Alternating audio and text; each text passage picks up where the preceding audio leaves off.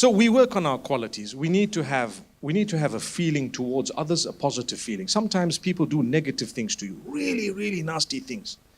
And I want to take a moment to address that today. People do nasty things. How should you process that? Number one, protect yourself from that. So you don't need to keep on, being in the company of those who are really causing harm to you. If you can help them and you're a mentor or you're a teacher or you're a person who's trained to help others or you think you can, by all means, keep on interacting and help them to come out of it. That is level one.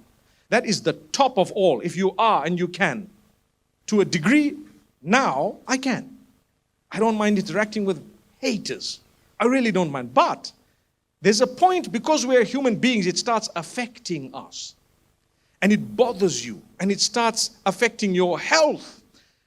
At that juncture, you need to know, together with seeking the protection of Allah from this type of behavior and these type of people, you need to step back, because a believer is not bitten from the same direction twice. Why should I keep on hearing someone saying, you're stupid, you're stupid? And they look at you, you are stupid.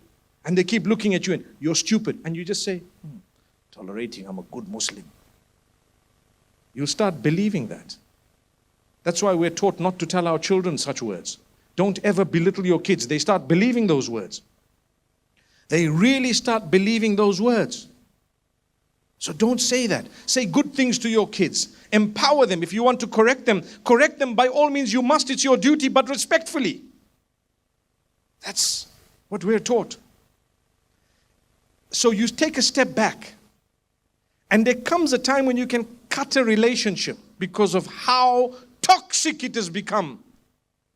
What they're saying to me, the harm that is reaching me is unbearable. It's affecting my relation with Allah, my mind, my health. I can't sleep at night and so on. But when you go back to Allah, it will help you remedy it. Where you start realizing, you know what, that person's not in the equation. It's me and Allah.